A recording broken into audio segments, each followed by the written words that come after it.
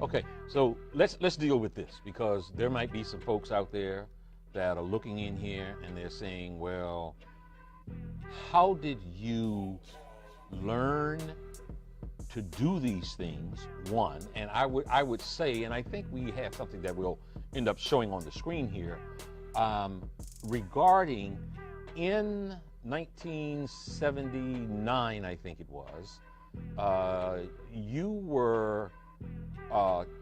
were charged in New York City with practicing medicine without a license. You were ultimately charged, indicted, and taken before the New York Supreme Court. And I would advise my viewers who might be questioning your authenticity that you won that case. Now, so the charge was practicing medicine without a license and claiming that you had a remedy to cure AIDS, cancer, and diabetes. So the question is, how did you win that case against what some people say are the toughest prosecutors in the land?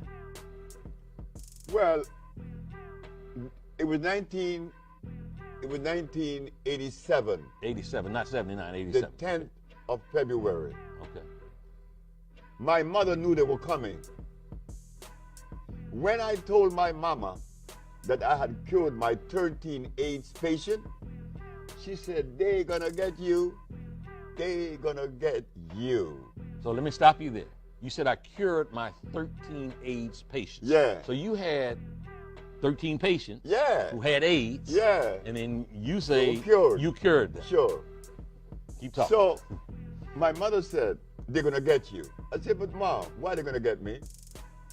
Because you must remember that you live in a society that support a certain philosophy and a certain system. You being the color that you are, black, and then you're going against the grain, they're gonna get you. So when I'm in my office on February the 10th, here come the detectives. You are charged with practicing medicine without a license, selling product not approved by the FDA, and claiming to cure AIDS and other diseases. Mm-hmm. I said, yes. Well, you are making a fraudulent claim. I asked the detective, how do you know that? Because you were advertising in newspapers. Of course, I advertised in the Village Voice, the Amsterdam News, and the New York Post. And you were telling people through your advertising that you can cure AIDS, sickle cell, lupus, herpes, blindness, diabetes, paralysis, and others. Okay, so they come knocking on the door and So knocked on my door and took me to jail. But the funny thing about it, I was happy. I was very, very, extremely happy. When everybody in my office was crying, I was happy because my mama told me they were coming. And I knew that I had sufficient evidence to prove my position. Not only scientifically, empirically, historically, and whatever way they would desire. So while I was in jail, I'm saying, I wonder what defense they would have against me. Yeah. I would like to know. But I didn't blame the Attorney General, Mr. Robert Abrams, because why should he accept from me the statement that I cure AIDS and sickle cell and blindness when no one else has ever made those claims? The man had a right to arrest me, but he was making a mistake. So I'm sitting in jail, and I'm happy. When I got out of jail and when I went in front of the judge, I asked 3 questions. And they were? They were, Your Honor. You defended yourself? Of course I did. Okay. Your Honor, is it a fact that the Holy Bible teaches that the herbs are for the healing of the nations? She said, yes. Is it a fact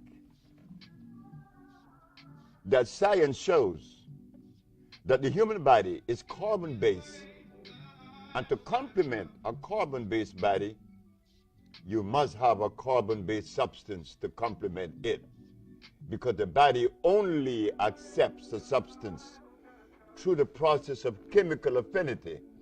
Chemical affinity is important. It's an electrical transport. Chemical affinity. Yeah. The body could only accept what it is made of, not something new or alien to it. Last question. Your Honor, is it a fact that the father of medicine, Mr. Hippocrates,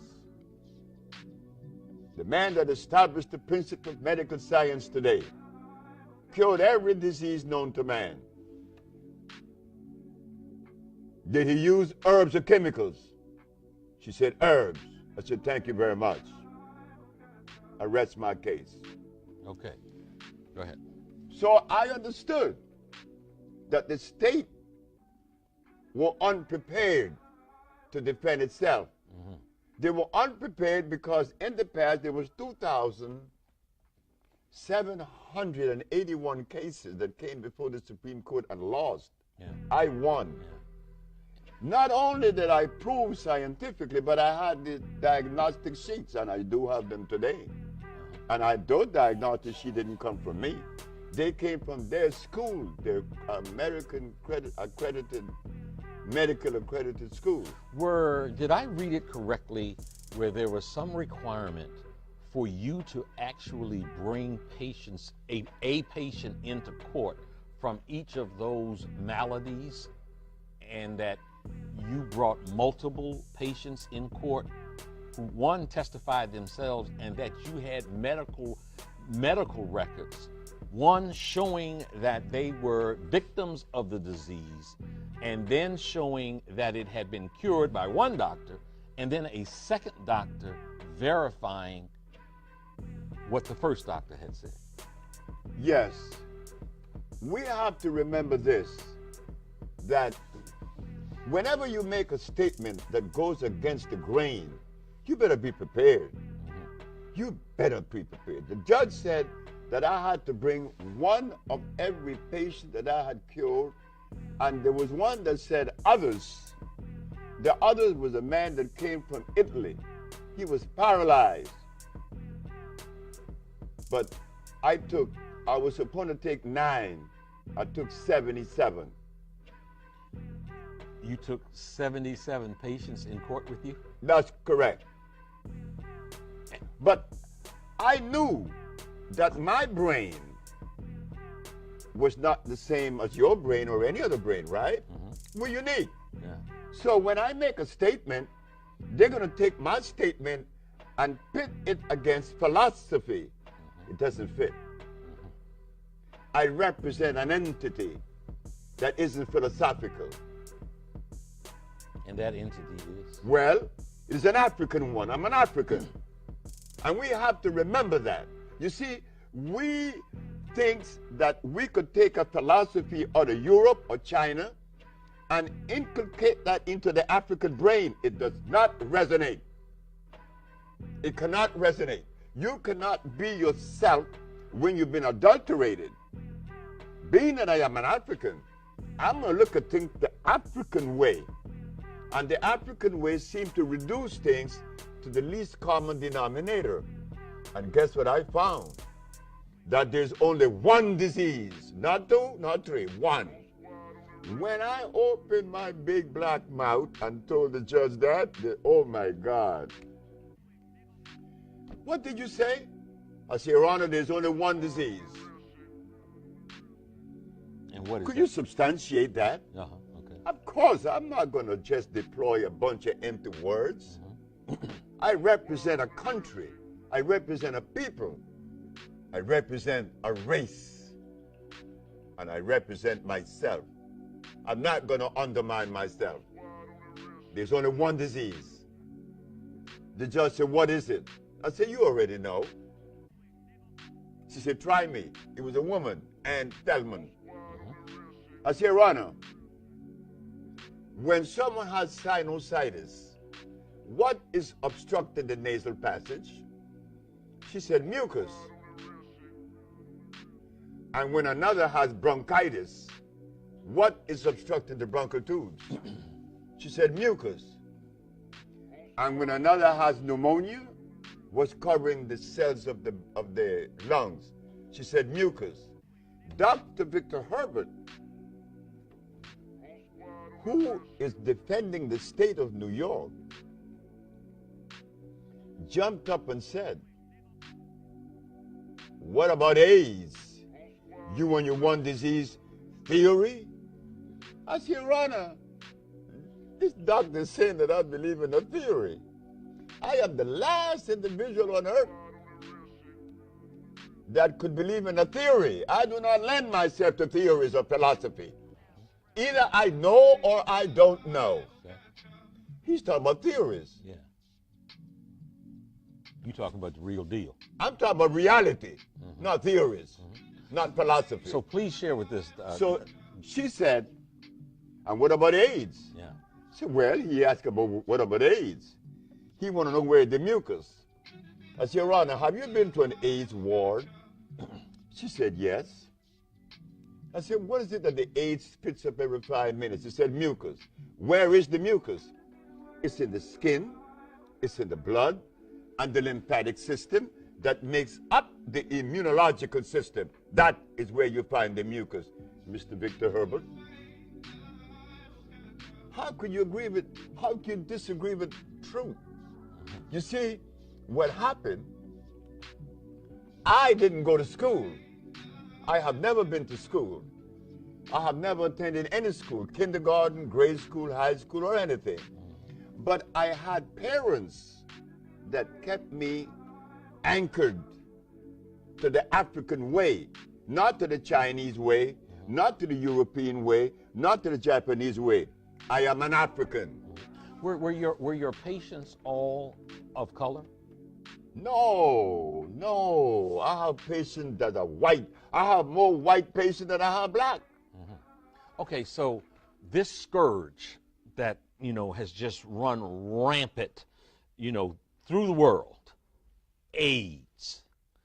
Can you walk us through as much as you can a step-by-step process where you have a patient that has AIDS and you do XYZ or ABC, and then the patient no longer has AIDS? Can you walk us through that? Of course.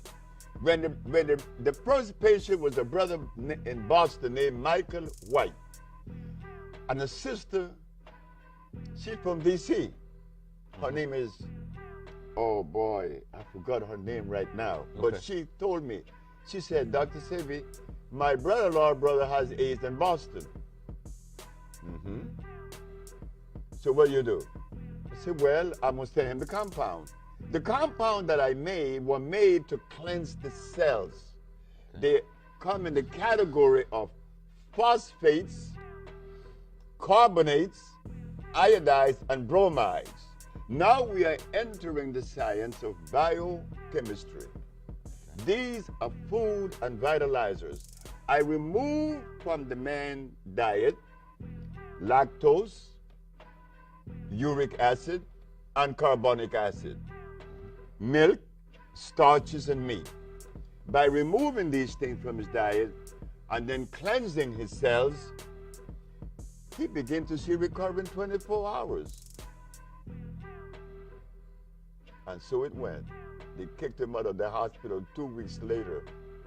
Memorial Hospital in Boston, Dr. Bonanno. Then there was a young man in D.C., Zelma Peterson is her name. Zelma Peterson. Yeah. She was the one that introduced me to my second AIDS patient, and from then it was all the way alive. Okay. Now, you have documented. I got proof now. You have proof. Books with the documents in it, diagnostic sheets. Yeah. And the medical world still puts out that you are a quack, crazy man, you're not credentialed, and that you run scams on people. But you have documented proof of healing people. Now, I know that you have you reference a compound in Honduras. You also operate out of Los Angeles. Los Angeles also. So when you get a patient now, if you have a DC patient, does that DC patient need to go to LA or Honduras? Or? No, we treat them. In fact, we send 1,000 packages a day throughout the world right now. Israel, Hong Kong, China, Russia. We have people in the village now from Russia. We have people from all over the world. We send packages all over the world. You don't have to even be in Honduras.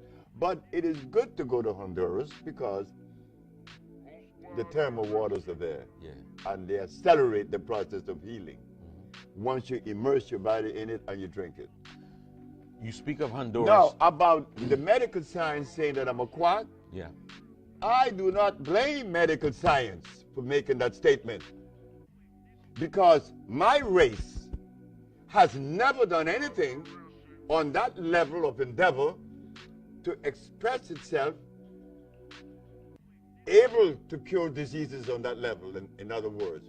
So, sure, I'm a quack, but I don't care what they say. Yeah.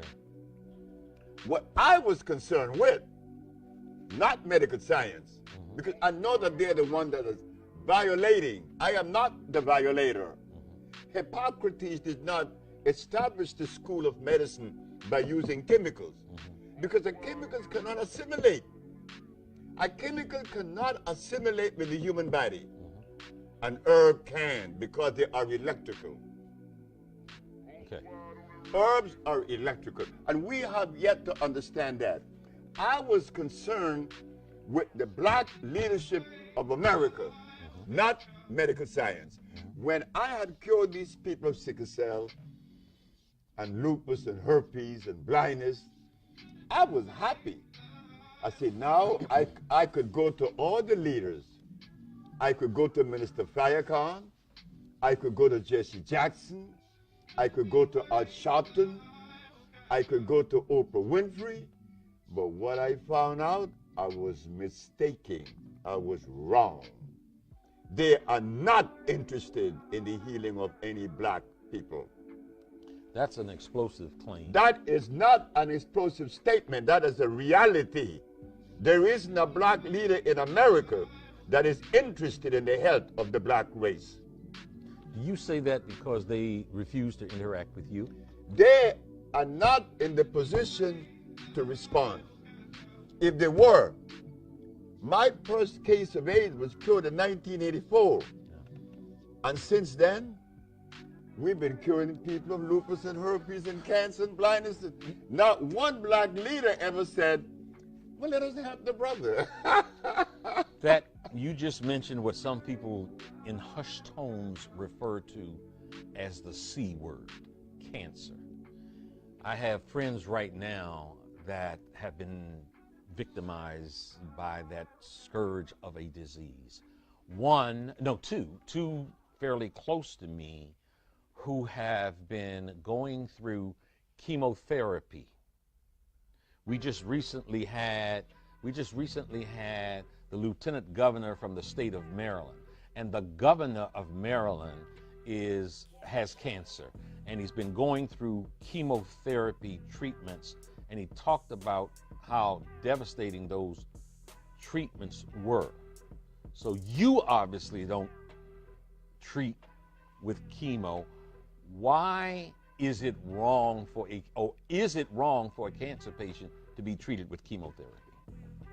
Chemotherapy is an approach that destroys cells. Chemotherapy doesn't distinguish between good cells and bad cells. It destroys cells. It's an acid approach. What kind of approach? Acid. Oh, acid approach, okay. My approach is an intracellular cleansing. What causes disease in the first place? An acid condition. Well, let us sweep it out. Let us find the plants that are consistent with cleansing.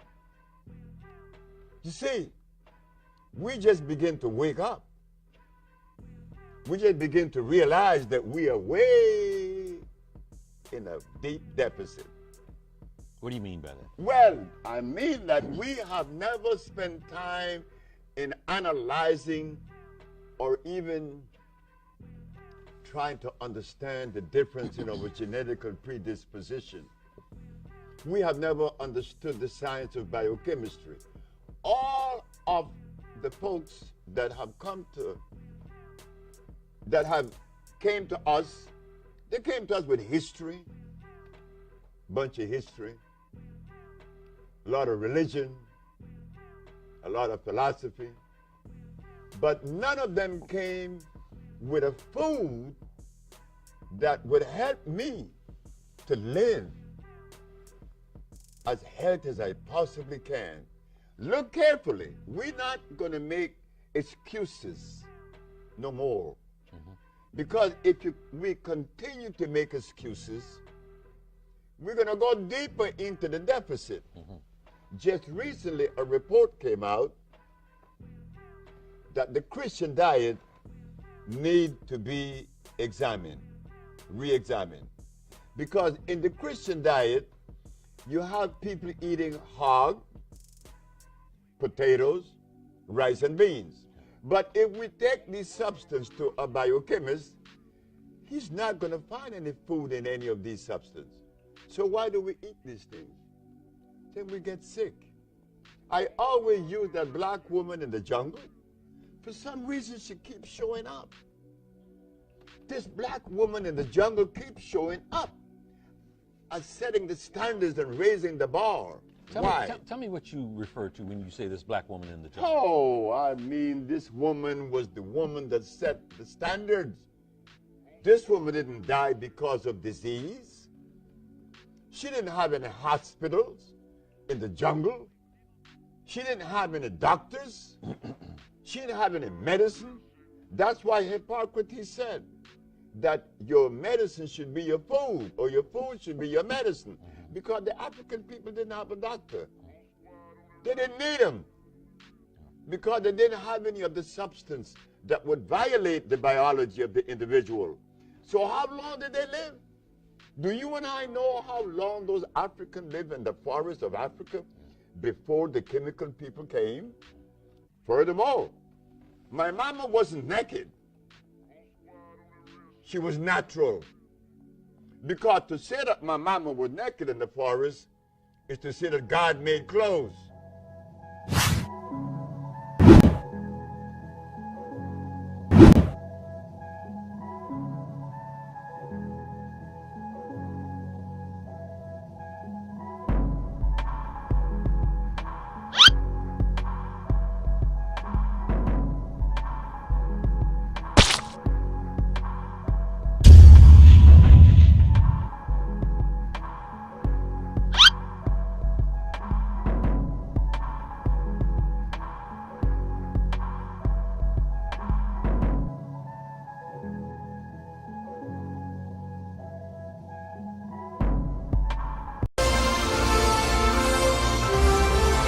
I hope you get all this free value. And also on AaronFantasy.com, AaronFantasy.com.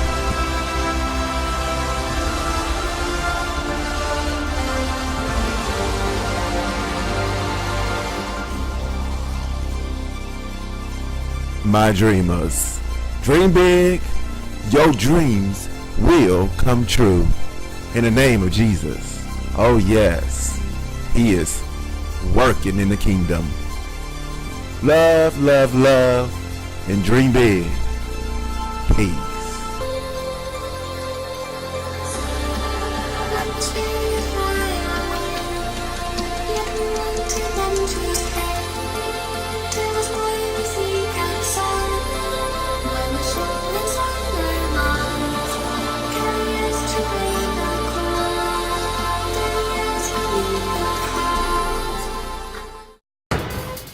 On a final note, kids, don't forget to eat your broccoli. It's good for you.